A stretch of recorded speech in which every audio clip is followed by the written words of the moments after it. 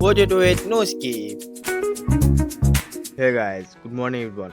তো কালকে রাতে উৎপাতটা একটু বেশি হয়ে গেছিলো। রাত্রেবেলা নয়, জাস্ট ভোরবেলা, মানে 12টা থেকে 3টা 4টা পর্যন্ত আমরা উৎপাত করলাম। উৎপাত মানে জাস্ট এনজয়। এই এনজয়টা হয়তো আর কোনো সময় নাও পেতে পারি। সকালে যদি মা আমাকে ভাত খাওয়িয়ে দেয় তো সারাদিন আমার না খেলেও চলে যায়। খাওয়া দাওয়া করলাম আর সকালে বেরিয়েছে কাজে। আর সে কাজটা একটু বেশি দূরে আছে। আমার মাথা তো জিম জিম করা এখনো কমছে না।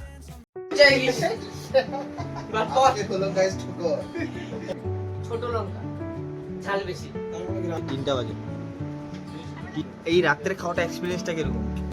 ভাই কথাটা অ্যান্সারটা কিরকম? কাজের জন্য মেশিন নিয়ে নিলাম, ব্যাগ ঝুলিয়ে নিলাম, গাড়ি স্টার্ট করলাম, এসে পড়লাম পেট্রোল পাম্প। নিউজে শোনা যাচ্ছে যে পেট্রোলের অবস্থা খুবই খারাপ, কিন্তু আমাদের এখানে হু হা অবস্থা। অল্পক্ষণ কাম করার পর এসে পড়লাম কিছু খাওয়া দাওয়া করতে, সকালের মিষ্টি আর সিঙ্গারা। আজকে গরমটা প্রচুর বেশি আজকে এখানে, কেন বা? এতদিন বৃষ্টি আসছে, গরমটা বেশি।